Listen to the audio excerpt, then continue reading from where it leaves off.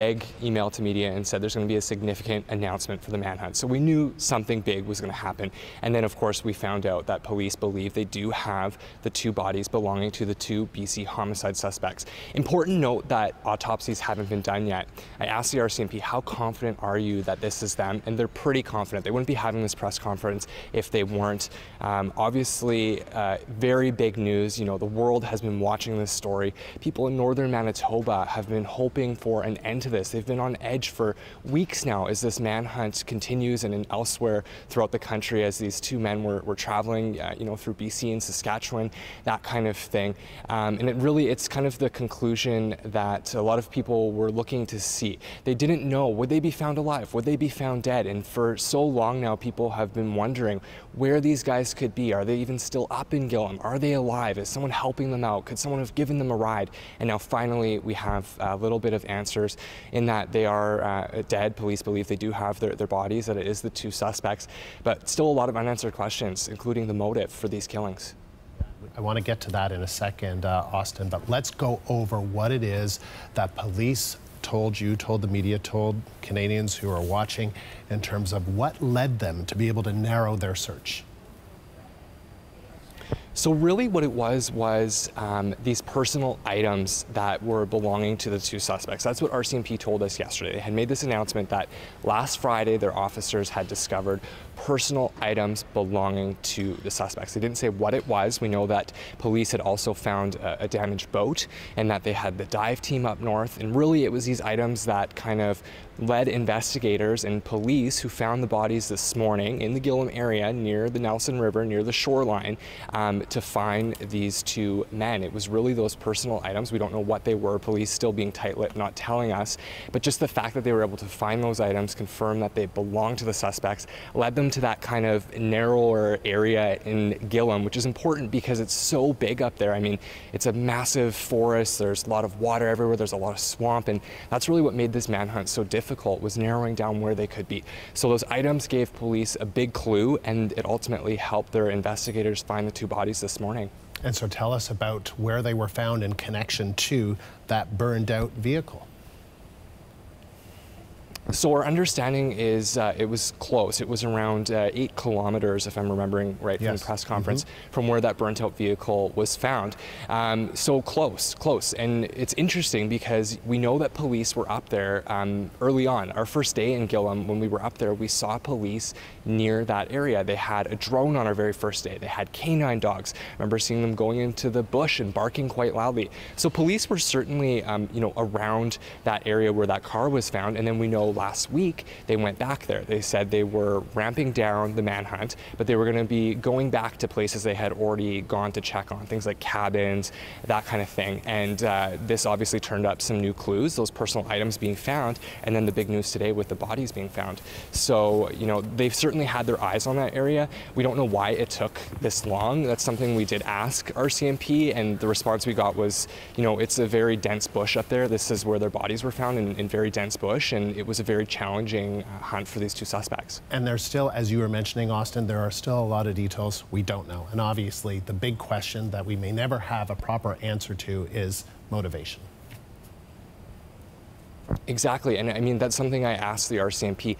Do you have any kind of indication on what could have led this killing spree? 3 people killed.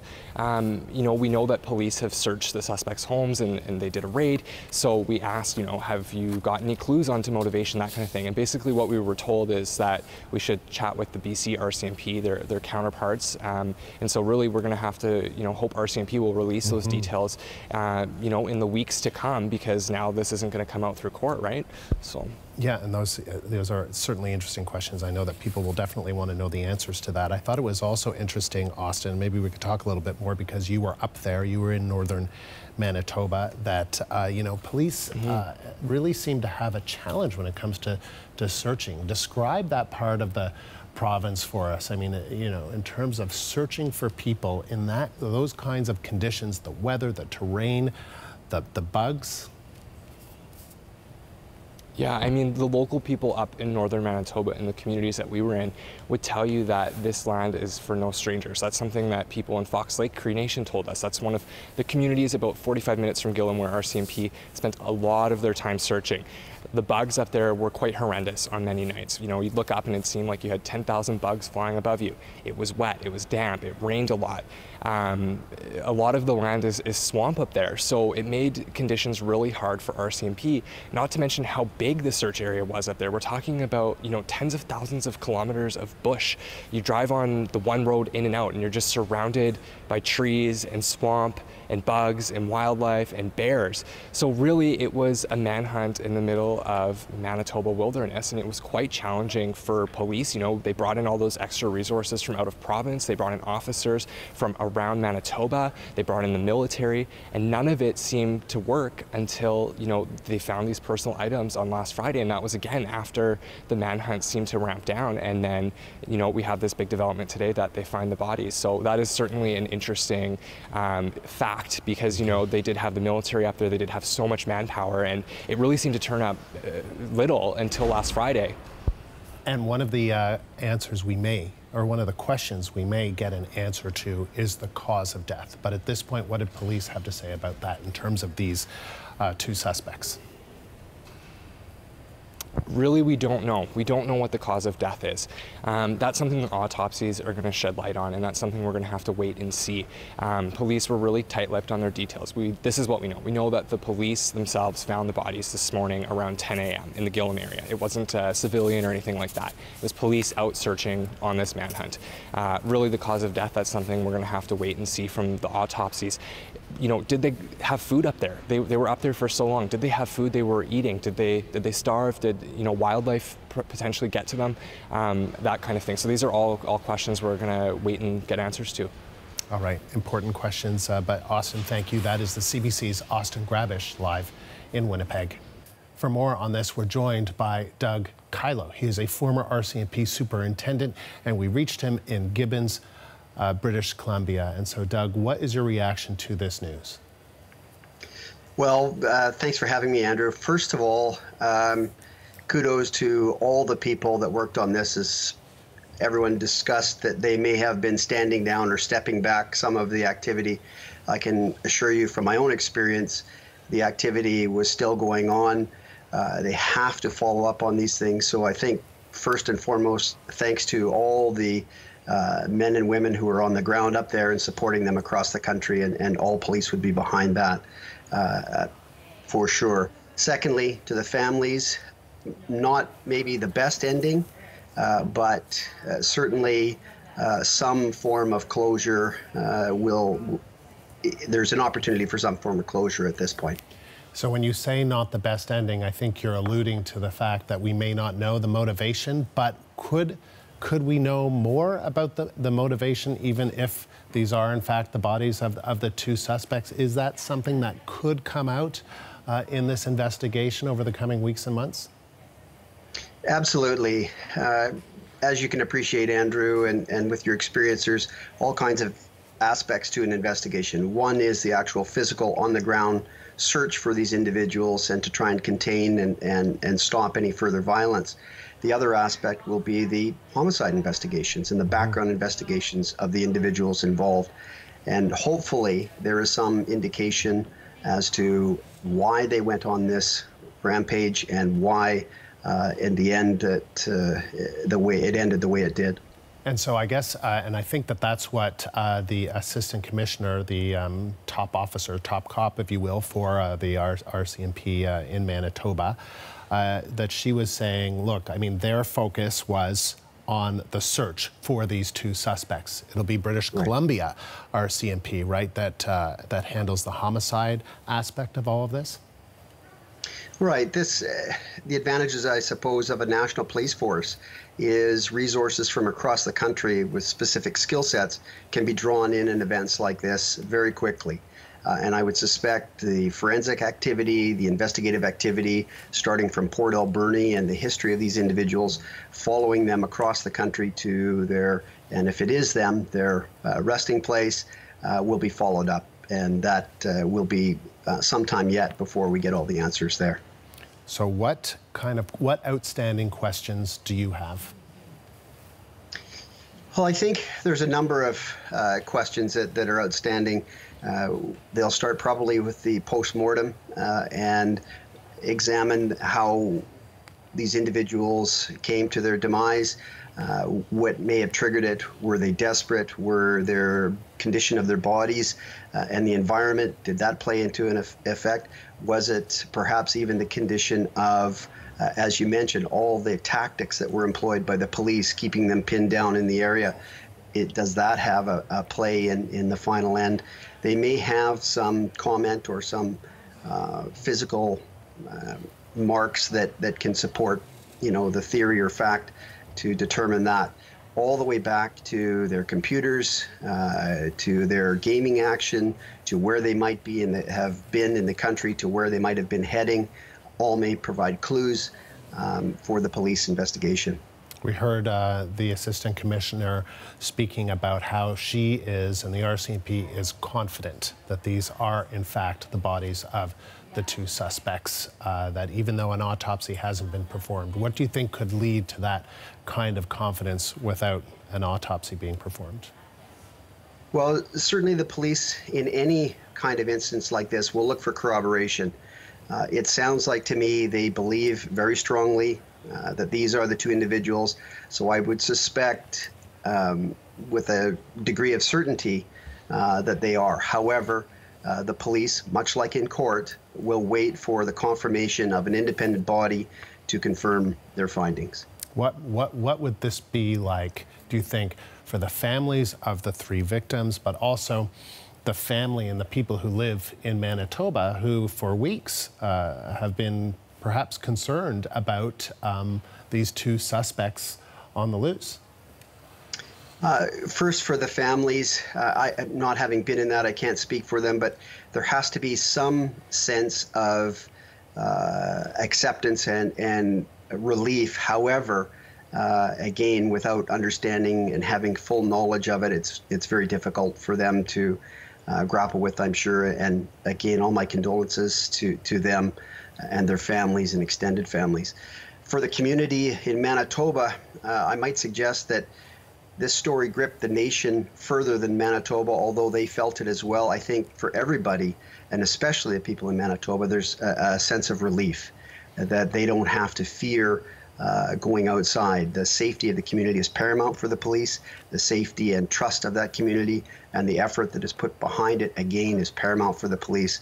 So I think they can take some solace in the effort and trust and competence of the police to do this, whether their tactics of containing these individuals, putting them to ground, or the constant drive, the sound of the dogs, as was mentioned, whatever it might be that drove them to this desperate end, if that is what has occurred, probably contributed as well.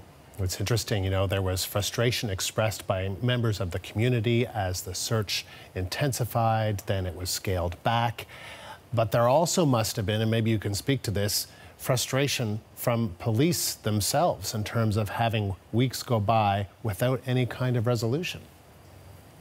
The intensity for the police and the focus and the drive is unrelenting. And if you're involved in these situations, all the police officers that would be involved would be taken away from their families and put into long periods of difficult environment, long periods of high stress environment. So their frustrations do mount, but it doesn't deter from the determination and effort of the individuals on the ground.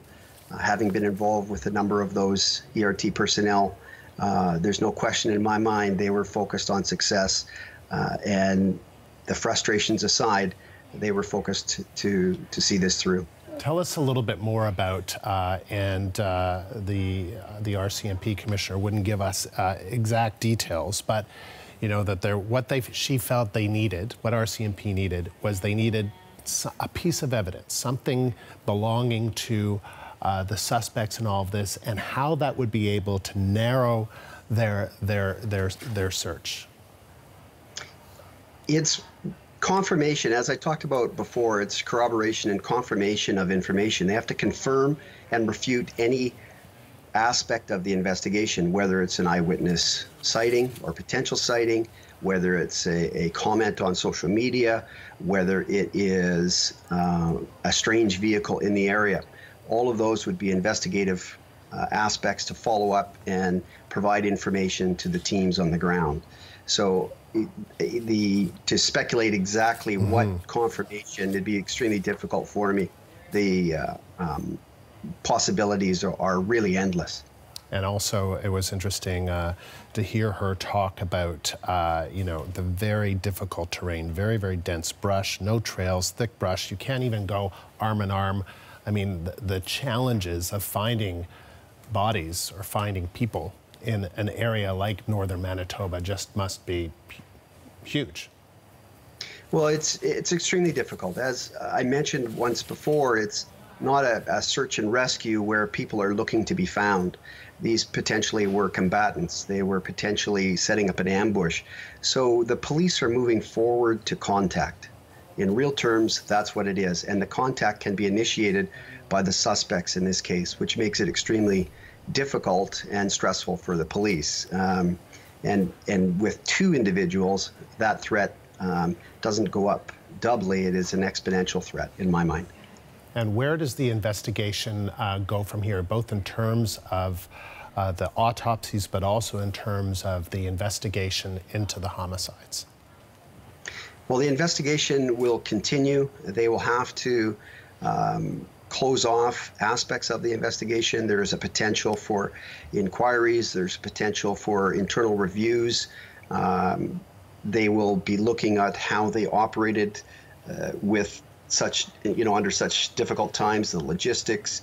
There is a review period that will occur, but initially, I suspect there will be relief both by the investigative and tactical teams, operational teams, and administration all across the force, and as you pointed out, to the communities. Once that is done, everything will be collected, collated, corroborated, and detailed in a searchable database that the police will be able to utilize in the future. Doug, really appreciate you taking the time and appreciate your insight. Thank you very much. You're welcome. Former RCMP Superintendent Doug Kylo in Gibbons, British Columbia. Public Safety Minister Ralph Goodale has tweeted, "The manhunt in Manitoba is over." The RCMP's hard work with policing partners, help from the Canadian Forces, and support from the public brought a conclusion to this very challenging case. May it help provide closure for the victims' families and peace of mind in these communities. Megan Batchelor has been following the story from Vancouver, and she joins us now to remind us of how events unfolded over the last few weeks. Megan. Yeah, Andrew, we'll remember that this manhunt may have been around 2 weeks long, but this story dates back 3 weeks already, and it started back on July 15th. That's when the bodies of Lucas Fowler and China Deese were found south of Liard Hot Springs in northern BC. That's the northeastern corner of the province. Those were the first two victims to be linked to this case. Then, that following Friday, the body of Leonard Dick was found. At that time, it was an unidentified body. He was found 50 kilometers south of Deese Lake.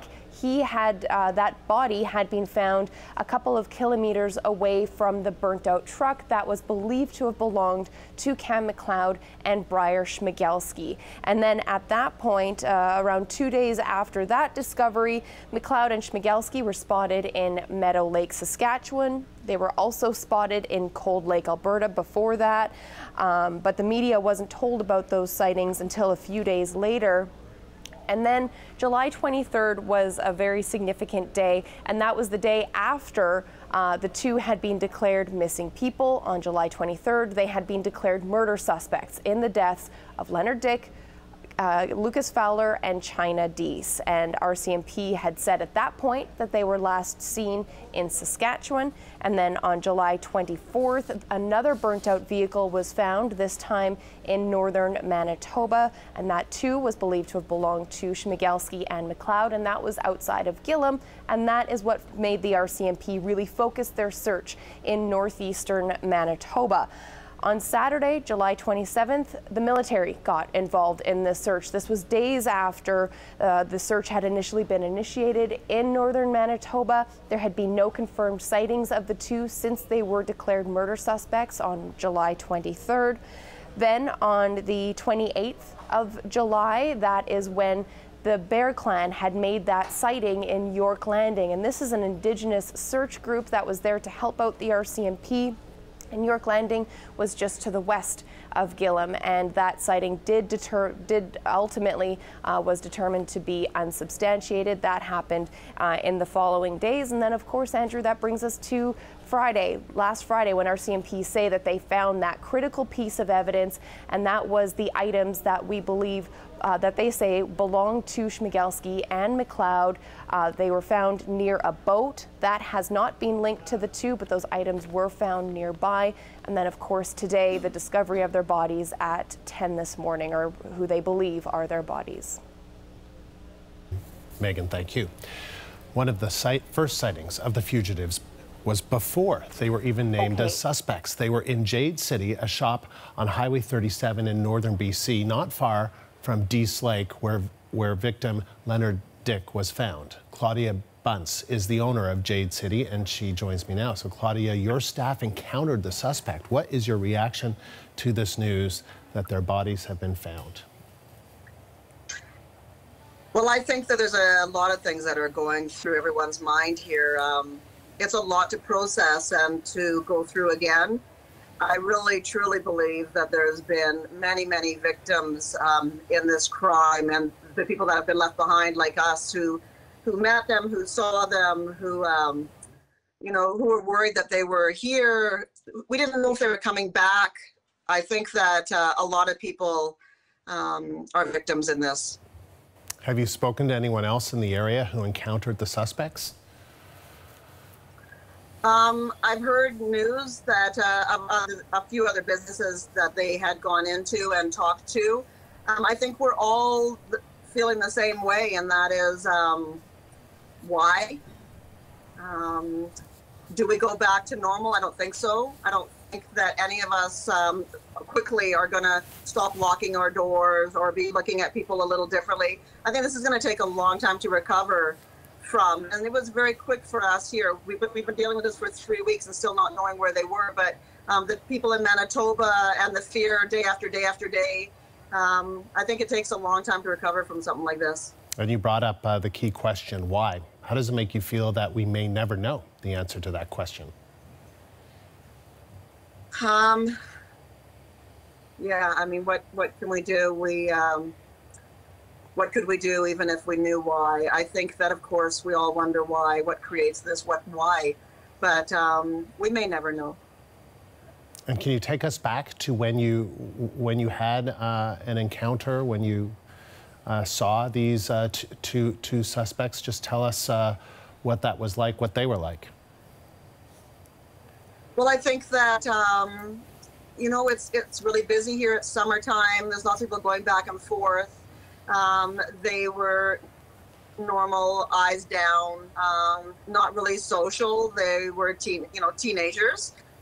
They purchased something in our store. They purchased a little jade bear.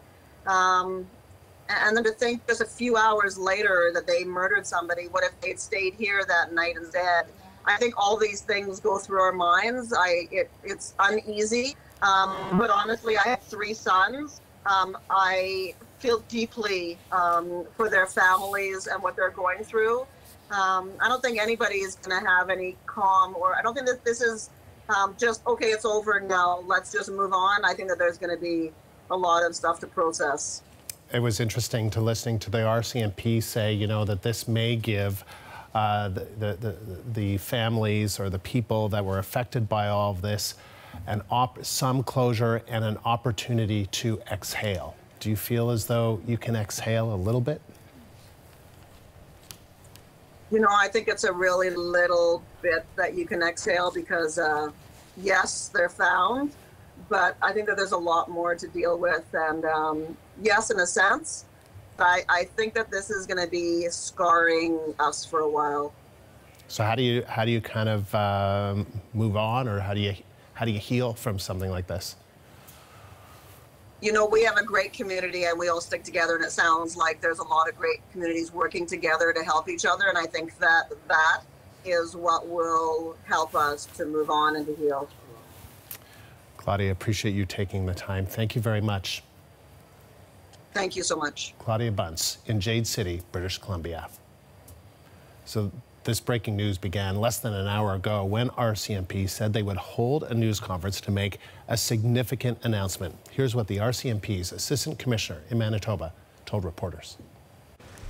Over the last 2 weeks, our officers have worked tirelessly to find the suspects wanted in connection to the homicides in British Columbia. While there were no confirmed sightings since July 22nd, we never gave up in our search efforts, following up on every lead, considering all options, and using every available resource. We knew that we needed just to find that one piece of evidence that could move this search forward. On Friday, August 2nd, that one critical piece of evidence was found. Items directly linked to the suspects were located on the shoreline of the Nelson River. Following this discovery, we were at last able to narrow down the search. We immediately sent in specialized RCMP teams to begin searching nearby high probability areas. This morning, at approximately 10 a.m., RCMP officers located 2 male bodies in the dense brush within 1 kilometer from where the items were found. This is approximately 8 kilometers from where the burnt vehicle was located. At this time, we believe these are the bodies of the 2 suspects wanted in connection with the homicides in British Columbia. An autopsy is being scheduled in Winnipeg to confirm their identities and to determine their cause of death. To the families of everyone affected by the series of events over the last few weeks, I know it has been so very difficult, and I hope today's announcement can begin to bring some closure. I want to thank the communities and the leadership of Gillam, Fox Lake Cree Nation, Ilford War Lake First Nation, and York Landing. Your lives have been disrupted. Many of you lived with uncertainty and fear, but throughout you were resilient. You came together as communities, and you helped our officers get the job done. To the officers involved in the search, I commend you for your determination, your innovation, for never giving up, and for working night and day to bring this search to a conclusion. This was a search that could not have been successfully achieved without the help from our partners and the Canadian Armed Forces, from RCMP employees who came in from across the country, and from multiple private partners. Above all, however, it was a search that could only be successful if we had strong public engagement and support. Thank you to all Canadians for remaining vigilant, for calling us with information, and most importantly, for being our partners. The search effort for the 2 fugitives lasted for 3.5 weeks. During the long search for the suspects, we heard from people who knew them, as well as criminal experts. The CBC's Tanya Fletcher has more on McLeod and Schmegelsky and what may have motivated them. Their faces have been seen around the world, but in their hometown of Port Alberni, BC, it's a struggle to find people who knew them well. Much of their social interaction appears to have been online. Both had profiles on gaming sites. These photos of Bryer Schmegelsky were sent to CBC by a fellow gamer. He says the 18-year-old often wanted to discuss the Nazi regime and mentioned his airsoft rifle several times. His dad says he bought it for him a few years ago. 2 Christmases ago, he asked me for an airsoft gun, which is a replica gun, right? And so he was telling me, well, me and the fellas, we like to go out in the woods and play war. He says his son loved playing video games, but it was his apparent love of violent video games that raised red flags for some who knew Schmegelsky. He would mention things about, like, if this was real, you know, like when they're playing video games, like, could you imagine if this was real, kind of a thing. So, and he'd get a little too excited about it. Lisa Lucas lives next door to Schmegelsky's grandmother, where he lived for some time. Her son played with him growing up, but the boys eventually grew apart. He just gave off a weird kind of a vibe. He just, after a while, just started making people feel uncomfortable. Others who knew Schmegelsky more recently describe him as an outsider.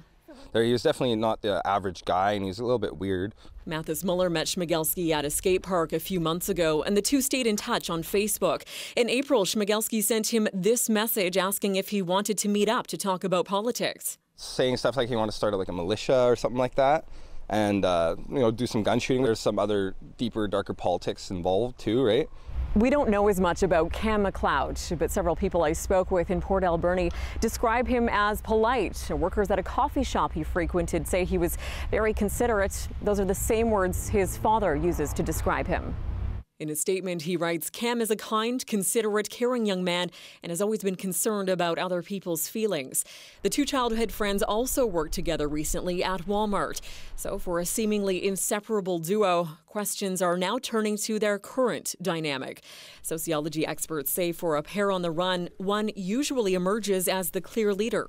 Sometimes the person who's a follower, for example, might realize that they're in over their heads, that they have done things that they didn't anticipate doing, and they suddenly realize the consequences of their actions. So this can lead to moments of discord. And for the friends turned fugitives, questions remain that only they can answer. Tanya Fletcher, CBC News, Vancouver.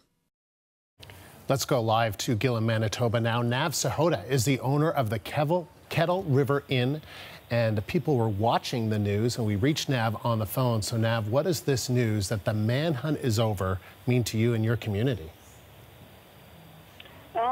Well, we had our restaurant was actually pretty full at that time when we heard the news. From what I can tell, people are satisfied to hear the news, but at the same time, it is very sad just because, they're very young, 18 and 19 years old. So, but at the same point, everybody is relieved. And Nav, we were just showing our viewers a picture that was taken inside the Kettle River Inn, where were people there, patrons there, customers there, were watching the news that in fact these two bodies have been found, that this manhunt is over for Bryer, Schmegelsky, and Cam McLeod. But tell me a little bit in terms of, were you able to speak to any of the people there in terms of how they were feeling that now that this manhunt is over, that the bodies of these two suspects have been found? Because it was quite tense in Gillam, right, for a few weeks? Yes, it was intense. But at the same time, we all knew that they weren't going to survive. I mean, I personally, the first week after, I wasn't expecting any news saying that, they're going to be alive. So, I expected it, but it's a closure, right? Good to hear that they've been found. What has the police presence been like in Gillam over the last few weeks? Oh, very hectic. The RCMP has been great. They're definitely working, super hard, trying to find these suspects. And what was it like living in Gillam, knowing or thinking that maybe they were still out there and potentially dangerous? Very, very hectic. Just because, Gillam is such a small community. We're never heard any news like this. We're not used to anything of this sort. So, it was a shock for the community, that's for sure. And Nav, you said that you didn't expect them to survive. Tell us a little bit more about that. What's it like? What's the terrain? What are the conditions like in and around Gillam? Well, I personally am not a bush person. I grew up in a city, but just from going to the river and just to the lake and stuff like that, it's all swamp. It's not a road where you can just walk anywhere. It's very hard to survive. And even the wildlife. There's bears even in town right now that roaming around streets where people are living. So I can't even imagine how it is in the bush. Have you heard from anybody who have been reacting to the news that the bodies of the suspects were found near your community? Yeah, like the people that were in the restaurant, you know, emotional feelings. They are sad. Just for the fact that, you know, they're so young, 18 and 19 years old, they just completely destroyed their lives. You know, they could have done so much with their lives. But again, you know, it's the closure to the community, it's the closure to the parents, you know, and everybody that was involved with it. The RCMP says that this is an opportunity to exhale. Are you going to be able to exhale? Are you going to be able to breathe a little bit easier? 100%. Mm-hmm. All right. Well, Nav, we appreciate you taking the time. Thank you. Nav Sahota, the owner of the Kettle River Inn in Gillam, Manitoba. And this is CBC News Network. I'm Andrew Nichols. If you're just joining us, we are tracking major breaking news for you this afternoon. The manhunt for 2 murder suspects in Manitoba is over. RCMP discovered 2 bodies today that they believe are fugitives, Cam McLeod and Bryer Schmegelsky. Police say items found along the shore of the Nelson River late last week helped narrow their search. And today, the bodies were found nearby in dense brush. McLeod and Schmegelsky were wanted for 3 murders in British Columbia. The RCMP say autopsies will determine how the suspects died and they believe confirm their identities. This morning, at approximately 10 a.m., RCMP officers located 2 male bodies in the dense brush within 1 kilometer from where the items were found. This is approximately 8 kilometers from where the burnt vehicle was located. At this time, we believe these are the bodies of the 2 suspects wanted in connection with the homicides in British Columbia. An autopsy is being scheduled in Winnipeg to confirm their identities and to determine their cause of death. The CBC's Austin Grabish is in Winnipeg. He attended the RCMP news conference as well as was in northern Manitoba for much of this search. He has more on what police had to say. Autopsies haven't been done yet. I asked the RCMP, how confident are you that this is them? And they're pretty confident. They wouldn't be having this press conference if they weren't. Obviously, very big news. You know, the world has been watching this story. People in northern Manitoba have been hoping for an end to this. They've been on edge for weeks now as this manhunt continues and elsewhere throughout the country as these 2 men were traveling, you know, through BC and Saskatchewan, that kind of thing. And it's kind of the conclusion that a lot of people were looking to see. They didn't know, would they be found alive? Would they be found dead? And for so long now, people have been wondering where these guys could be. Are they even still up in Gillam? Are they alive? Is someone helping them out? Could someone have given them a ride? And now finally, we have a little bit of answers in that they are dead. Police believe they do have their bodies, that it is the 2 suspects, but still a lot of unanswered questions, including the motive for these killings. I want to get to that in a second, Austin, but let's go over what it is that police told the media, told Canadians who are watching in terms of what led them to be able to narrow their search. So really what it was these personal items that were belonging to the 2 suspects. That's what RCMP told us yesterday. They had made this announcement that last Friday their officers had discovered personal items belonging to the suspects. They didn't say what it was. We know that police had also found a damaged boat and that they had the dive team up north. And really it was these items that kind of led investigators and police who found the bodies this morning in the Gillam area near the Nelson River, near the shoreline, to find these 2 men. It was really those personal items. We don't know what they were, police still being tight-lipped, not telling us, but just the fact that they were able to find those items, confirm that they belong to the suspects, led them to that kind of narrower area in Gillam, which is important because it's so big up there. I mean, it's a massive forest, there's a lot of water everywhere, there's a lot of swamp, and that's really what made this manhunt so difficult, was narrowing down where they could be. So those items gave police a big clue, and it ultimately helped their investigators find the 2 bodies this morning. And so tell us about where they were found in connection to that burned out vehicle. So our understanding is it was close. It was around 8 kilometers, if I'm remembering right, from the press conference, from where that burnt-out vehicle was found.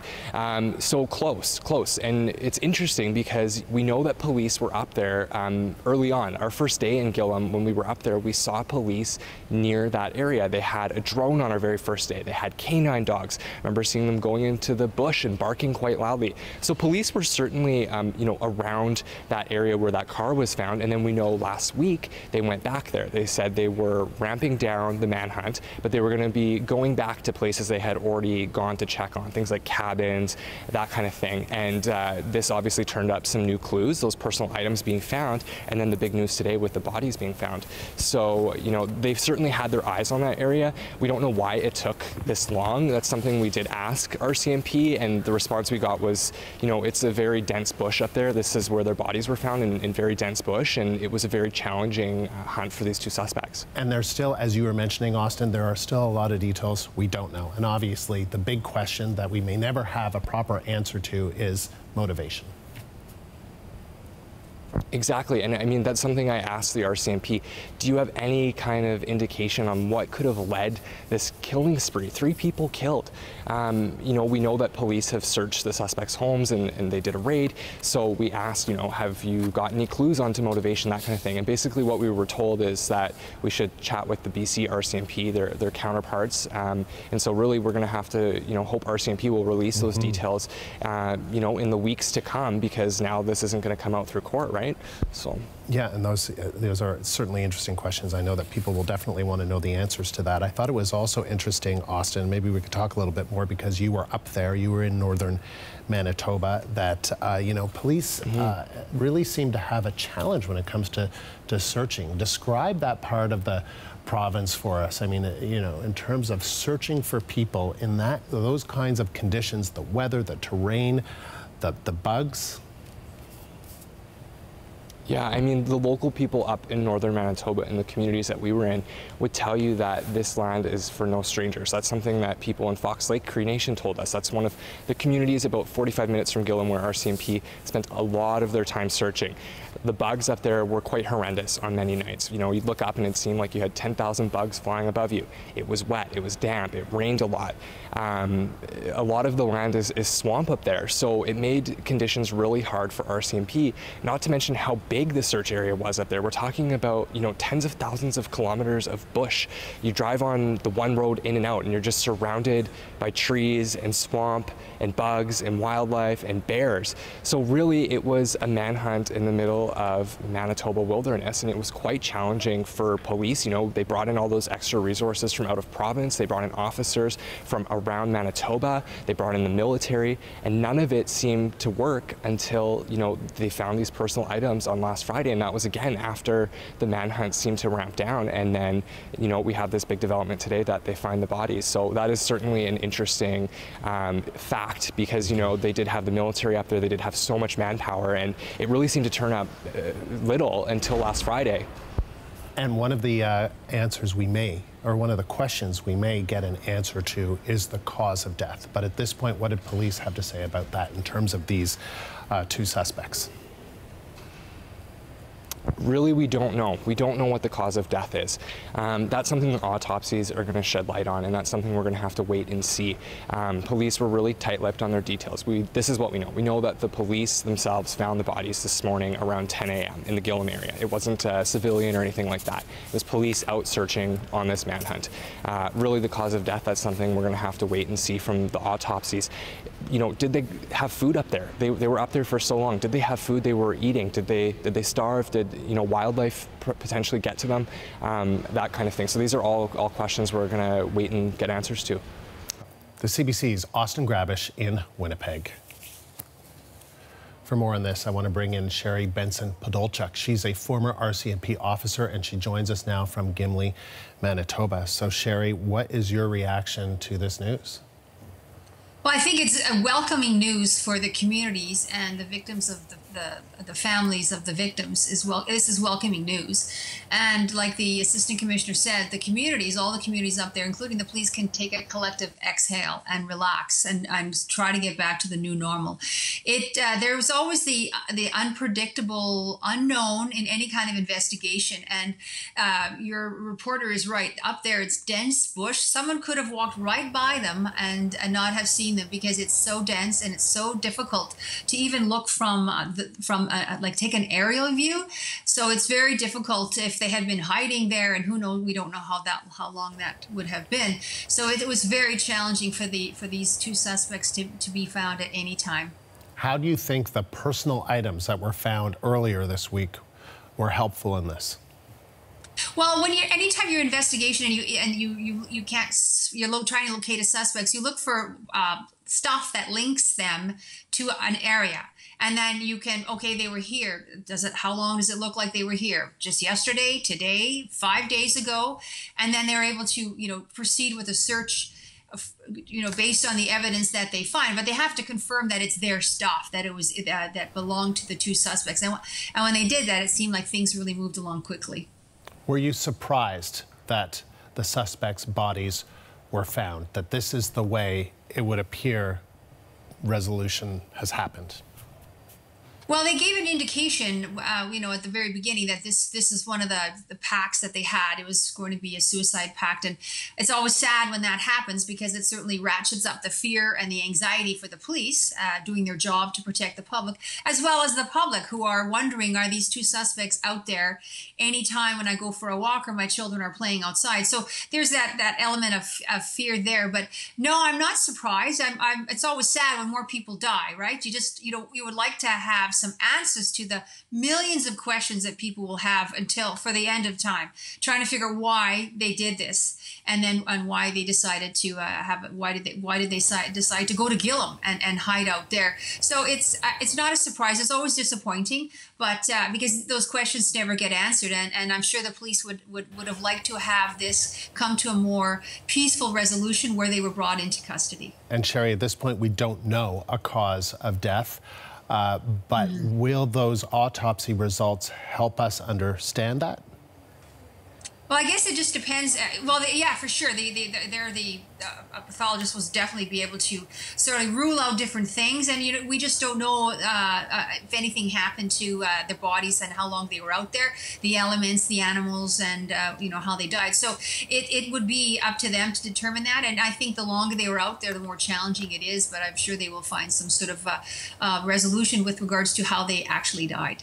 So is there a level of frustration? I think you were alluding to it from police. Do you think that this is how this has ended, that these key questions, why, the motivation, may not be known?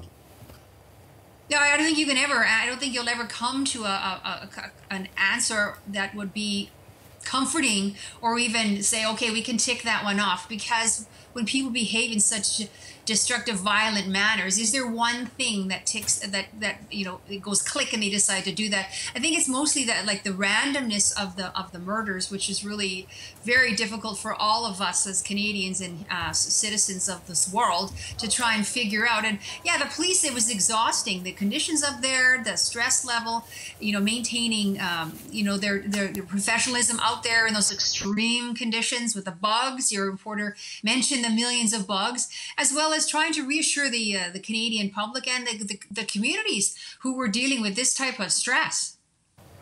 What do you think led police to say, we are confident this is them? We are confident that these are the two suspects, that they still have to wait for the official autopsy results, but that they were confident enough to invite the media and to have a news conference and to say this, that this is them?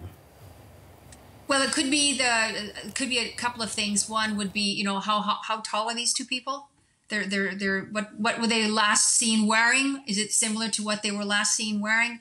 Is there anything on them that's identifiable, like rings, tattoos, things like that we don't know, that maybe the police know, the families of the two suspects know, and would have shared that with the police?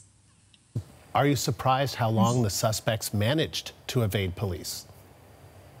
No, because if you look on the vastness of the whole lot of nothing, surrounded by bush and muskeg, and there's no roads, there's no lights, everything is it's really challenging up there. I knew that one day they would be found, whether it was going to be 8 kilometers away or 200 kilometers away. If they were still up there, I knew that one day they would be found. They would have to come out somewhere for supplies, and unfortunately, they were found this way. You always want something. You always want an arrest to be with no violence, and bring in the suspects, and then let the courts take over. But it's just a vast area to search, and the terrain is so challenging. And even with all the support they had, I mean, you could have walked by them and not even have seen them because of the brush and just the terrain that they were dealing with.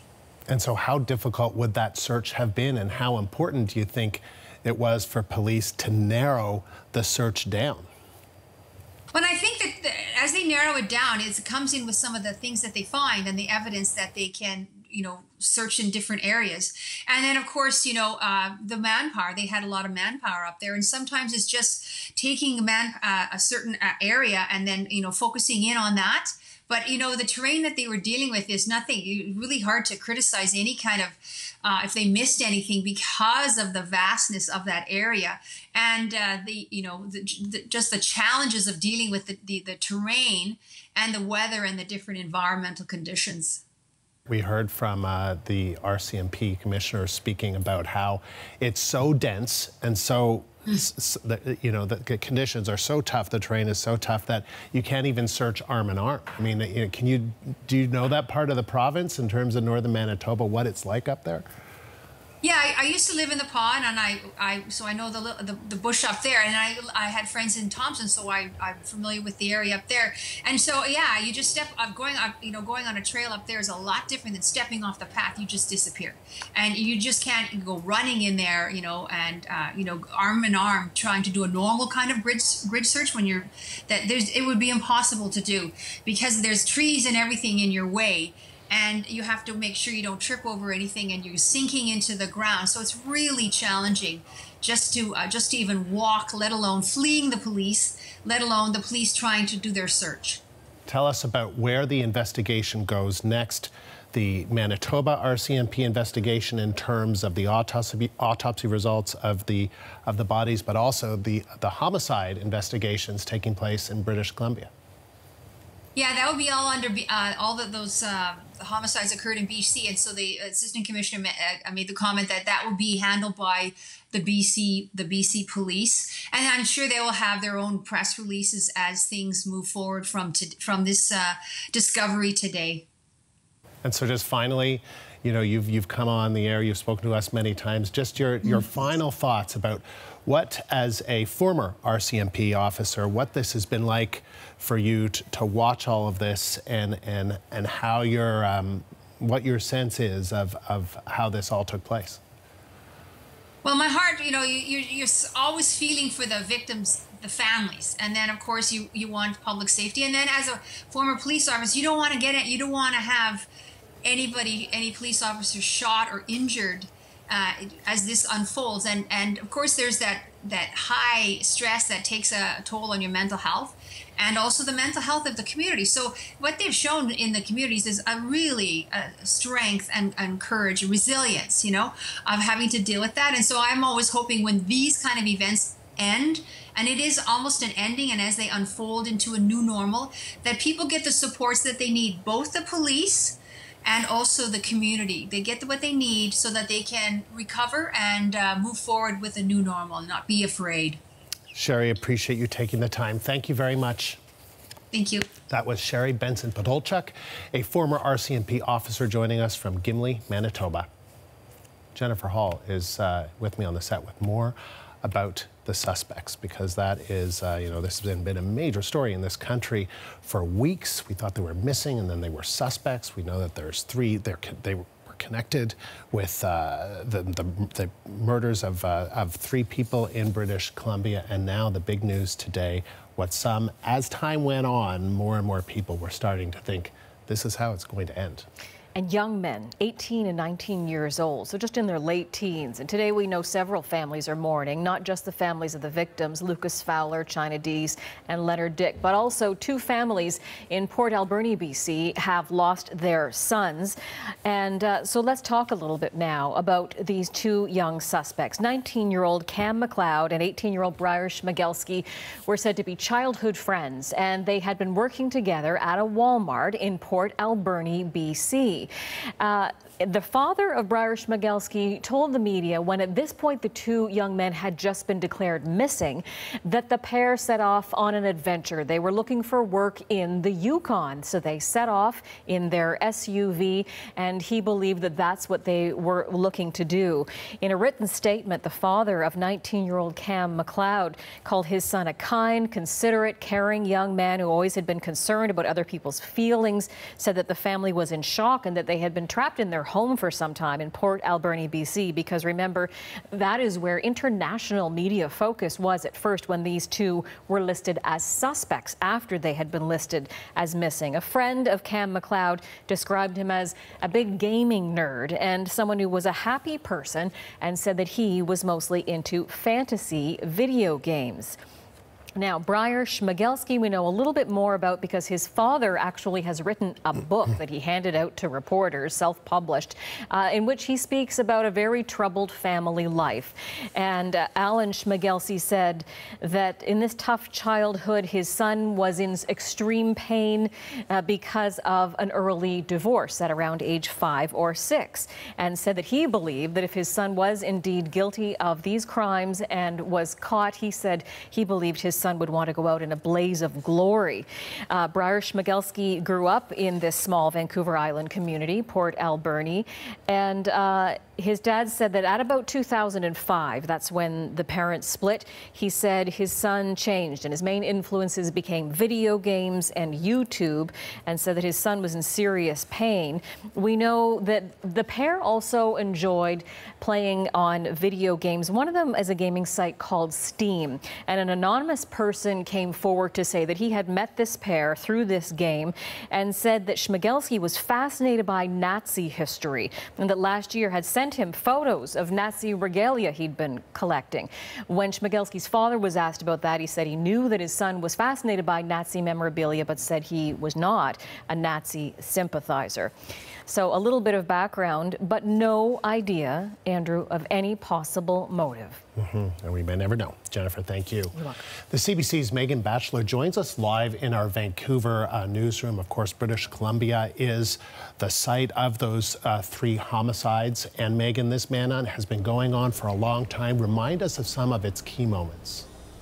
Well, Andrew, this manhunt has been going on over 2 weeks now, but this story dates back 3 weeks, and it all started in BC, in particular in northern BC, and it all started back on July 15th. That's when the bodies of Lucas Fowler and China Deese were found. Lucas was an Australian tourist. China, his girlfriend, was an American tourist. Their bodies were found on a highway south of Liard Hot Springs, just outside of Liard Hot Springs on July 15th. Then that Friday, this happened on Monday, that Friday of that week, the truck that was used by the suspects, by Schmegelsky and McLeod, was found just outside of Deese Lake, and there had been a reported sighting of those suspects in Deese Lake, and that is just west of where the bodies of Fowler and Deese had been found. And also at that same crime scene, RCMP found the body of Leonard Dick, and that was found south of their burnt-out truck that was found south of Deese Lake. We know Leonard Dick was originally from Vancouver. He did some work with the University of British Columbia. Then on July 21st, they were found driving a Toyota Rav4 in Meadow Lake, Saskatchewan. They had also been spotted in Cold Lake, Alberta. And then on July 22nd, that Rav4 was found burnt out near the Fox Lake First Nation in Manitoba. And during this part part of the timeline, these two were considered missing people, not suspects at that point. That didn't come until the following day, July 23rd. RCMP declared the two murder suspects in the deaths of Fowler, Deese, and Dick. That is when this manhunt really got going. That's when they were found to be on the run, and that's when this manhunt started. On July 27th, things ramped up when the Canadian military offered their resources to help in this search in Gillam, Manitoba. And then on July 31st, the RCMP actually started to scale back their search after one unsubstantiated tip that they had been seen in a nearby community, and that was unsubstantiated. And then just 2 days after they scaled back, that critical piece of evidence was found outside of Gillam on the shores of the Nelson River that the RCMP say was linked to the pair. And then, of course, today, Andrew, that final news that the two bodies had been found believed to belong to Schmegelsky and McLeod. This is also a time to remember the victims. Certainly is, Andrew. I know we're talking a lot about the discovery of these bodies, but we have to remember those three victims that died in northern BC at the beginning of all of this, and it's left three families in mourning. Take a listen. I need for anyone with information to share that, because this can't happen to another family. And I mean, it shouldn't have happened to ours. A grief-stricken mother in the southern U.S., 8 days after her daughter's body was found on a lonely highway in BC's far north. China Deese was 24, traveling with her Australian boyfriend, 23-year-old Lucas Fowler. This is the last known video of the couple together before they were killed by gunshots. We are just distraught. This has really torn two families apart. Stephen Fowler, a senior officer on the New South Wales police force, traveled to Canada. Lucas was just a fun-loving guy who, you know, had a goal to travel the world. He met China, and they became an inseparable pair. You know, it's a love story that's ended tragically. It really is. Sheila Deese said her family was in despair. I have one less child, and I have three very sad children. They always say, you know, Mom can only be as happy as her saddest child, and I have three broken kids. The body of the third victim was discovered on July 19th, well west of the first crime scene, near a Dodge pickup truck with a camper that was on fire. It took 5 days to identify Leonard Dick, age 64, a botanist who lectured at the University of British Columbia. The hard work he did raising his kids, and the equally hard work he did as a researcher. He loved it. His family said, quote, "He was a loving husband and father. His death has created unthinkable grief, and we're struggling to understand what has happened." Friends say he enjoyed camping and was passionate about plant life. That may be what led him to his final hours amid the BC wilderness. And CBC News has reached out to the families of the victims. So far, we've heard from the mother of China Deese. All she could say is that she is speechless with today's news, Andrew. Yeah, that was the CBC's Austin Gravish from Winnipeg, who did contact, as you mentioned, China's mother, saying that she is speechless, that her sons may speak, that she is certainly not in a position to speak about this right now. But Megan, thank you. The CBC's Megan Batchelor. Now, the two young men were from the city of Port Alberni on central Vancouver Island. The population there is about 17,000, so the manhunt has affected that community. And Charles Beckingham is a lawyer in Port Alberni, and his family has had a law practice there for more than 60 years, and Charles joins me now. So what has it been like in Port Alberni for the past few weeks, and what was your reaction to the news that the bodies of these two suspects has been found? Well, we in Port Alberni have been surprised that we've come into such notoriety, firstly. The press has been generally overwhelming to some people, but for most people it's more of a curiosity than anything else. The town site has been variously described as picturesque and beautiful, and there's been complimentary photos of Port Alberni throughout the press. But to hear that they have their bodies have been found, I think a lot of people are relieved that this matter is over. There are people in Port Alberni who know the families of these two boys, and of course, they're very saddened by the news. Tell me a little bit more about that.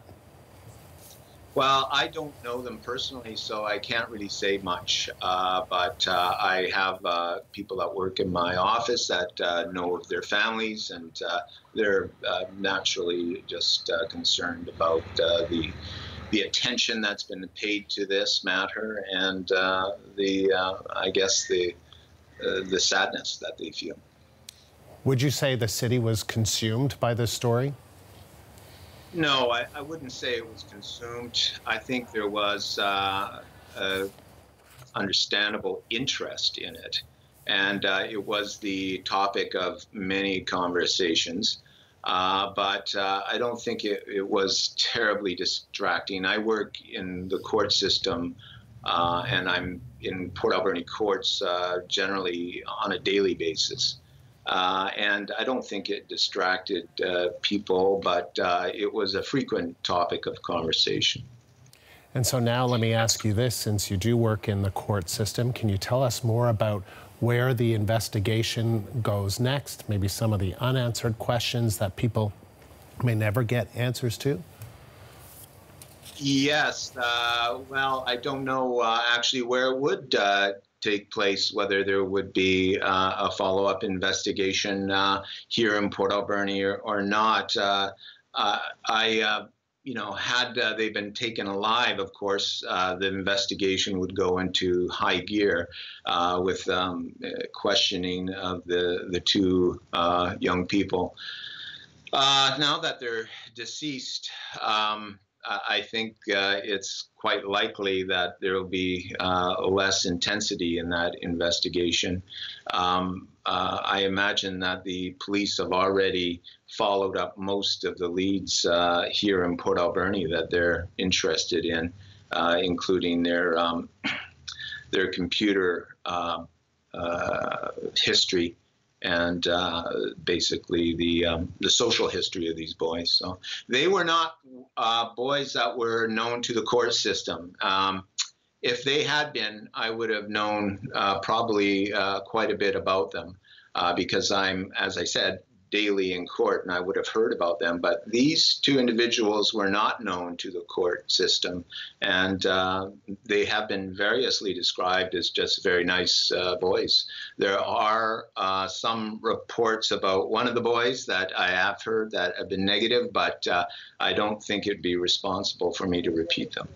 Do you think that, are you surprised that this is how this ended with their bodies being found? Well, we speculated that this is precisely how it ended, frankly. So, no, I'm not surprised. And I believe, in fact, even Mr. Schmegelsky, the boy's father, speculated at some point that this may well be the kind of ending that he anticipated. In your experience, or in the experience of your colleagues that have worked through cases like this, I mean, this is a pretty unique case in many ways, but is there a level of frustration or a lack of closure sometimes when this is how it ends, when the bodies are found, and some of those questions as to why, the motivation, just can't get answered? Yeah, I think that's fair enough comment. The court process is quite frequently a cathartic process. It is the airing of evidence, and it goes a long way to describing motivations and the mechanics of what happened. And now that this end has it's come to this end, we won't have that insight. So there may be some other process that the public will hear, but I think it's kind of unlikely. And in the end, 5 people are dead, right? I mean, what does that say? Yeah, that's the awful thing. The families of these 5 individuals will never be the same. All right, we appreciate you taking the time. Charles, thank you. Thank you. Charles Beckingham is a lawyer in Port Alberni, British Columbia. If you're just joining us, we're tracking breaking news here on CBC News Network. The manhunt for 2 murder suspects in Manitoba is over. RCMP discovered 2 bodies today that they believe are fugitives, Cam McLeod and Bryer Schmegelsky. Here's what the RCMP's Assistant Commissioner in Manitoba told reporters. Over the last 2 weeks, our officers have worked tirelessly to find the suspects wanted in connection to the homicides in British Columbia. While there were no confirmed sightings since July 22nd, we never gave up in our search efforts, following up on every lead, considering all options, and using every available resource. We knew that we needed just to find that one piece of evidence that could move this search forward. On Friday, August 2nd, that one critical piece of evidence was found. Items directly linked to the suspects were located on the shoreline of the Nelson River. Following this discovery, we were at last able to narrow down the search. We immediately sent in specialized RCMP teams to begin searching nearby high-probability areas. This morning, at approximately 10 a.m., RCMP officers located 2 male bodies in the dense brush within 1 kilometer from where the items were found. This is approximately 8 kilometers from where the burnt vehicle was located. At this time, we believe these are the bodies of the 2 suspects wanted in connection with the homicides in British Columbia. An autopsy is being scheduled in Winnipeg to confirm their identities and to determine their cause of death. To the families of everyone affected by the series of events over the last few weeks, I know it has been so very difficult, and I hope today's announcement can begin to bring some closure. I want to thank the communities and the leadership of Gillam, Fox Lake Cree Nation, Ilford War Lake First Nation, and York Landing. Your lives have been disrupted. Many of you lived with uncertainty and fear, but throughout you were resilient. You came together as communities, and you helped our officers get the job done. To the officers involved in the search, I commend you for your determination, your innovation, for never giving up, and for working night and day to bring this search to a conclusion. This was a search that could not have been successfully achieved without the help from our partners and the Canadian Armed Forces, from RCMP employees who came in from across the country, and from multiple private partners. Above all, however, it was a search that could only be successful if we had strong public engagement and support. Thank you to all Canadians for remaining vigilant, for calling us with information, and most importantly, for being our partners. The search effort for the 2 fugitives lasted for 3.5 weeks. Canada's Minister of Public Safety sent out this tweet shortly after the RCMP announcement. Ralph Goodale says, "The manhunt in Manitoba is over. The RCMP's hard work with policing partners, help from the Canadian Forces, and support from the public brought a conclusion to this very challenging case. May it help provide closure for the victims' families and peace of mind in these communities." And the British Columbia RCMP will hold a news conference later today to answer questions about their investigation. That's expected at 3 p.m. Pacific, 6 p.m. Eastern. We'll carry it for you live right here on CBC News Network.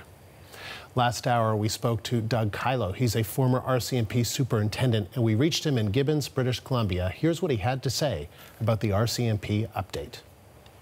First of all, kudos to all the people that worked on this. As everyone discussed that they may have been standing down or stepping back some of the activity, I can assure you from my own experience, the activity was still going on. They have to follow up on these things. So I think first and foremost, thanks to all the men and women who are on the ground up there and supporting them across the country, and all police would be behind that for sure. Secondly, to the families, not maybe the best ending, but certainly some form of closure there's an opportunity for some form of closure at this point. So when you say not the best ending, I think you're alluding to the fact that we may not know the motivation, but could Could we know more about the motivation, even if these are in fact the bodies of the two suspects? Is that something that could come out in this investigation over the coming weeks and months? Absolutely. As you can appreciate, Andrew, and with your experience, there's all kinds of aspects to an investigation. One is the actual physical on-the-ground search for these individuals and to try and contain and stop any further violence. The other aspect will be the homicide investigations and the background investigations of the individuals involved. And hopefully there is some indication as to why they went on this rampage and why in the end the way it ended the way it did. And so I guess, and I think that's what the assistant commissioner, the top officer, top cop, if you will, for the RCMP in Manitoba, that she was saying, look, I mean, their focus was on the search for these two suspects. It'll be British Columbia RCMP, right, that handles the homicide aspect of all of this? Right. The advantages, I suppose, of a national police force is resources from across the country with specific skill sets can be drawn in events like this very quickly. And I would suspect the forensic activity, the investigative activity, starting from Port Alberni and the history of these individuals, following them across the country to their, and if it is them, their resting place, will be followed up. And that will be some time yet before we get all the answers there. So what outstanding questions do you have? Well, I think there's a number of questions that are outstanding. They'll start probably with the post-mortem and examine how these individuals came to their demise, what may have triggered it. Were they desperate? Were their condition of their bodies and the environment, did that play into an effect? Was it perhaps even the condition of, as you mentioned, all the tactics that were employed by the police, keeping them pinned down in the area? Does that have a play in the final end? They may have some comment or some physical marks that can support, the theory or fact to determine that, all the way back to their computers, to their gaming action, to where they might be have been in the country, to where they might have been heading, all may provide clues for the police investigation. We heard the assistant commissioner speaking about how she is, and the RCMP is confident that these are in fact the bodies of the two suspects, that even though an autopsy hasn't been performed. What do you think could lead to that kind of confidence without an autopsy being performed? Well, certainly the police in any kind of instance like this will look for corroboration. It sounds like to me they believe very strongly that these are the two individuals, so I would suspect with a degree of certainty that they are. However, the police, much like in court, will wait for the confirmation of an independent body to confirm their findings. That was Doug Kylo, a former RCMP superintendent from Gibbons, British Columbia. For weeks, the search for the suspect was centered around Gillam, Manitoba. CBC News spoke to the mayor of that community shortly after police announced they had found two bodies. Just a sense of relief for all communities involved in the north here. Fox Lake, Gillam, Ilford, and York Factory, knowing that we don't have to be concerned about the presence of these individuals any longer. And when did you find out about this news, and how what's it like dealing with it now? Well, obviously, I just found out about it today, a little bit before the press conference. Myself and the chief were included, and we were notified, and we're doing our best to set up some community gathering so we can all get together and talk about this. And what was that like? You obviously found out about this, but what goes through your mind when you hear that news and you're told from the RCMP? Well, just an absolute sense of relief that there's going to be some closure for the communities of Fox Lake and Gillam right now. That's an immediate sense that I felt. But on a secondary level, I immediately started to feel for the victims' families, for China, for Lucas and for Leonard. Those families, I don't know how they're ever going to get closure from this, because I don't know how they can get answers, and I feel deeply for those families that are affected. That is the Mayor of Gillam, Manitoba, Dwayne Foreman, speaking to CBC News this afternoon.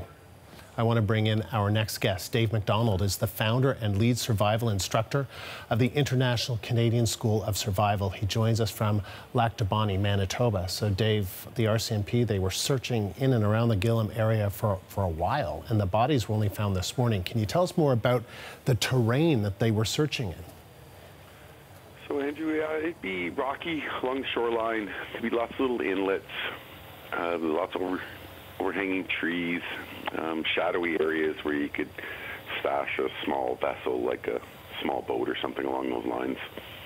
And then you could just move inshore a little ways inland, and then nobody would even know you were there if you didn't have a fire, you weren't moving around or anything, unless, you know, they were going by or something. The dogs and the wind happened to be going in the right direction, which would be from them to you out on the water, and then they may detect them. But it would be very difficult to see them in along that shoreline if they're tucked in. Are you surprised at all that police were actually able to find the bodies? Yes, I'm very surprised that they were actually able to find the bodies. I mean, it'll provide a lot of closure for the families and, of course, the investigation and all the rest of it. So it's a good thing they didn't move inland too far, otherwise they may not have ever found them. Or maybe if they had, you know, pulled the boat up farther and stashed it farther inshore or inland, they may not have come downstream as well. We don't know what exactly caused their deaths, at least at this time. I'm sure we may learn. But what kind of dangers are people facing out in this kind of wilderness? Well, if you were moving at night on that very, very high volume, turbulent river, and you didn't know what you were doing, or you weren't very good at what you were doing, moving that boat through that water, you could easily tip it, and then it may get swept into shore underneath and hidden away a bit, and then your equipment's all gone, and then you're swimming for shore with little to no equipment at night, not knowing where the other person is or where your equipment or boat is, and then move inland to safety, and then lay down and possibly not get up again, or maybe lay down there for 3 or 4 days or 5 days hiding from the authorities until you succumb to the elements. How relieved do you think police are to be able to get... There's really a multitude of things that could have happened. Yeah. How relieved do you think police are to be able to get out of the bush? They'd be pretty relieved. This investigation's gone a long time. A lot of resources, a lot of money, a lot of manpower, a lot of blood, sweat, and tears for both the, for the searchers for sure. They'll be happy that it's over, and that they can kind of tie this up and put their resources back to doing other things. But yeah, they're very lucky to have found them. Great job by the RCMP. Dave, appreciate you taking the time. Thank you. Dave McDonald is the founder of International Canadian School of Survival, and he joined us from Lac du Bonnet, Manitoba. Thank you. Take care. One of the first sightings of the fugitives was before they were even named as suspects. They were in Jade City, a shop on Highway 37 in northern BC, not far from Deese Lake, where victim Leonard Dick was found. Last hour, we spoke to Claudia Bunce, the owner of Jade City. Here's what she had to say about the suspects' bodies being found. Well, I think that there's a lot of things that are going through everyone's mind here. It's a lot to process and to go through again. I really, truly believe that there's been many, many victims in this crime, and the people that have been left behind, like us, who met them, who saw them, who were worried that they were here. We didn't know if they were coming back. I think that a lot of people are victims in this. Have you spoken to anyone else in the area who encountered the suspects? I've heard news that a few other businesses that they had gone into and talked to. I think we're all feeling the same way, and that is why?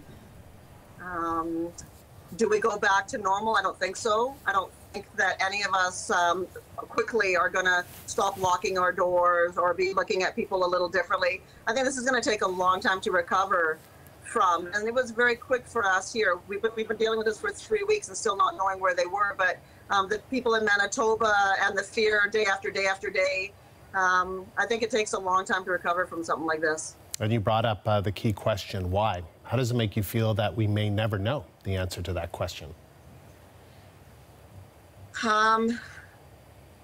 Yeah, I mean, what can we do? What could we do even if we knew why? I think that, of course, we all wonder why, what creates this, why, but we may never know. And can you take us back to when you had an encounter, when you saw these two suspects? Just tell us what that was like, what they were like. Well, I think that, you know, it's really busy here. It's summertime. There's lots of people going back and forth. They were normal, eyes down, not really social. They were teenagers. They purchased something in our store. They purchased a little jade bear. And then to think just a few hours later that they murdered somebody, what if they'd stayed here that night instead? I think all these things go through our minds. It's uneasy. But honestly, I have 3 sons. I feel deeply for their families and what they're going through. I don't think anybody is going to have any calm, or I don't think that this is just, okay, it's over now, let's just move on. I think that there's going to be a lot of stuff to process. It was interesting to listening to the RCMP say, you know, that this may give the families or the people that were affected by all of this some closure and an opportunity to exhale. Do you feel as though you can exhale a little bit? You know, I think it's a really little bit that you can exhale because, yes, they're found, but I think that there's a lot more to deal with. And yes, in a sense, I think that this is going to be scarring us for a while. So how do you kind of move on, or how do you heal from something like this? You know, we have a great community and we all stick together, and it sounds like there's a lot of great communities working together to help each other, and I think that that is what will help us to move on and to heal. That was Claudia Bunce, the owner of Jade City. During the long search for the suspects, we heard from people who knew them, as well as criminal experts. Tanya Fletcher has more about these lifelong friends and what may have motivated them. Their faces have been seen around the world, but in their hometown of Port Alberni, BC, it's a struggle to find people who knew them well. Much of their social interaction appears to have been online. Both had profiles on gaming sites. These photos of Bryer Schmegelsky were sent to CBC by a fellow gamer. He says the 18-year-old often wanted to discuss the Nazi regime and mentioned his airsoft rifle several times. His dad says he bought it for him a few years ago. 2 Christmases ago, he asked me for an airsoft gun, which is a replica gun, right? And so he was telling me, well, me and the fellas, we like to go out in the woods and play war. He says his son loved playing video games, but it was his apparent love of violent video games that raised red flags for some who knew Schmegelsky. He would mention things about, like, if this was real, you know, like when they're playing video games, like, could you imagine if this was real, kind of a thing. So, and he'd get a little too excited about it. Lisa Lucas lives next door to Schmegelsky's grandmother, where he lived for some time. Her son played with him growing up, but the boys eventually grew apart. He just gave off a weird kind of a vibe. He just, after a while, just started making people feel uncomfortable. Others who knew Schmegelsky more recently describe him as an outsider. He was definitely not the average guy, and he's a little bit weird. Mathis Muller met Schmegelsky at a skate park a few months ago, and the two stayed in touch on Facebook. In April, Schmegelsky sent him this message asking if he wanted to meet up to talk about politics. Saying stuff like he wanted to start like a militia or something like that, and you know, do some gun shooting. There's some other deeper, darker politics involved too, right? We don't know as much about Cam McLeod, but several people I spoke with in Port Alberni describe him as polite. Workers at a coffee shop he frequented say he was very considerate. Those are the same words his father uses to describe him. In a statement, he writes, Cam is a kind, considerate, caring young man and has always been concerned about other people's feelings. The two childhood friends also worked together recently at Walmart. So for a seemingly inseparable duo, questions are now turning to their current dynamic. Sociology experts say for a pair on the run, one usually emerges as the clear leader. Sometimes the person who's a follower, for example, might realize that they're in over their heads, that they have done things that they didn't anticipate doing, and they suddenly realize the consequences of their actions. So this can lead to moments of discord. And for the friends turned fugitives, questions remain that only they can answer. Tanya Fletcher, CBC News, Vancouver. And Jennifer Hall is with me on set with more on today's breaking news and the key question that Tanya raised. She did that report. She had that ready in case this happened, because we knew this would be major news, that they will not be answering questions to police because the suspects were found dead. And that's the news that we had just under 2 hours ago. Exactly. RCMP issuing a memo today saying that they would have an announcement, a significant announcement about this ongoing manhunt that began all the way back July 15 with the deaths of the first two victims, and ultimately a few days later these two young men were named as suspects. So police told us this afternoon that at 10 a.m. this morning, the bodies of two men who they believe to be the two suspects, Cam McLeod and Bryer Schmegelsky, were found in dense brush. And Andrew, this was found in the area of the Fox Lake Cree Nation. So that's about 70 kilometers northeast of Gillam, Manitoba, which is where RCMP had left their forces after being diverted to a few other places, and even the OPP having some tips of possible sightings that were never substantiated. RCMP, although much reduced, still had a presence in this area, and a couple of days ago had found some items near the Nelson River in that area that they believed belonged to the two suspects. In addition, they had found a boat, a sort of beat-up fishing boat by the river, and that alerted them to this area. They then today say that at 10 o'clock, RCMP officers doing a foot search in the dense brush discovered these two bodies. And Andrew, the RCMP were speaking about how difficult this was. So dense, that brush, that you couldn't even search arm in arm as two officers looking for these men. But these were specialized officers that, because of this key piece of evidence, that it was a smaller grid that they were working with. So they were able to, after some frustration from community members, thousands and thousands of hectares of searching, they were able to narrow it down and they were able to find these bodies. But a key question, well, there are two key questions I think that remain, is why? And the other one is cause of death, and that we don't know yet in terms of the suspects. That's right. We don't know, and they're not saying anything about the bodies other than, or how long they may have been there, other than to say there will now be autopsies that will take place in Winnipeg. We don't know exactly when that will happen. In terms of the investigation into the murders, that will happen on the BC side, because that's where the murders took place. The RCMP today saying that that's where the investigation will go from here. But for their part, Andrew, they wanted to thank all of the people who've been involved in the search. So RCMP, remember, the military was involved at one point. There were Hercules aircraft flying, helicopters, there were dogs searching. This involved all levels of policing in northern Manitoba and indeed in BC, certain levels as well at the beginning of all of this. And so she spoke about the relief that the officers feel, wanted to thank them, but also ultimately wanted to thank the people in the communities who've been affected. These are small, remote communities, for the most part in northern Manitoba, many of them unused to a police presence on a regular basis, let alone international media and throngs of police. And so she thanked them and said, I hope now that the people will be able to exhale and not be afraid of who is out in the woods anymore.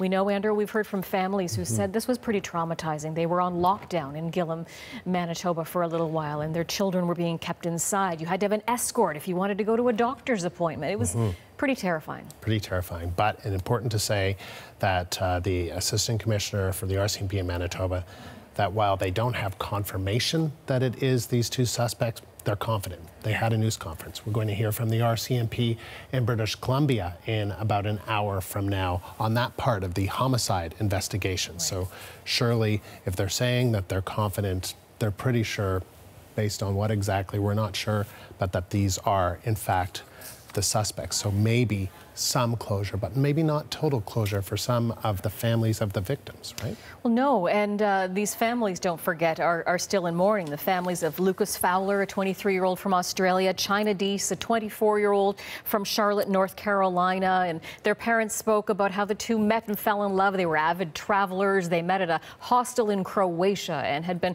traveling the world since then. In fact, the last images of the pair were of the two of them embracing at a gas station in BC, and not long before they were found shot to death. Leonard Dick, 64 years old, in Vancouver, a wife, children he leaves behind. He was a sessional instructor at UBC. When you think of the number of families that this has affected, we need to remember those victims perhaps most importantly. We know the funerals have been held, but there will be a long period of grieving now, and questions that, as you refer to, Andrew, may never be answered. The big one being why. All right, Jennifer, thank you. You're welcome. Now, McLeod and Schmegelsky were from Port Alberni on Vancouver Island. They were childhood friends, and up until recently, both worked at a local Walmart. After the two men were named suspects, we spoke to the community there about their town being in the national spotlight. It's a loss for words, really. I know how tight-knit our community is, and it hurts to kind of have something like that happen to people from here. And it's a scary thing, so I'm hoping we get the answers that we're looking for. I think the main feeling is just that what the parents are going through, and it could be any of us and any of our kids. Nobody knows anything, right? And this is a really wonderful little community. And all of us want to support the families. And you know, they deserve that support, because just as we don't know what's going on. None of us do. You don't, he doesn't. The police really don't. So I'm here to support those families, just like I know they would be here to support mine if it was the same circumstance. Residents of Port Alberni, BC, speaking about Cam McLeod and Bryer Schmegelsky. So a reminder of our major breaking news: the Canada-wide manhunt for two murder suspects is now over. RCMP say they believe they found the bodies of Cam McLeod and Bryer Schmegelsky this morning in northern Manitoba at 10 a.m. local time. Autopsies are being scheduled to determine the causes of death. The duo were wanted in connection to the murders of Leonard Dick, Lucas Fowler, and China Deese in northern British Columbia. China's mother, Sheila, spoke to CBC News and summed up her reaction to today's announcement in one word: speechless. Our Katie Simpson continues our coverage of this breaking news. Power and Politics starts right now.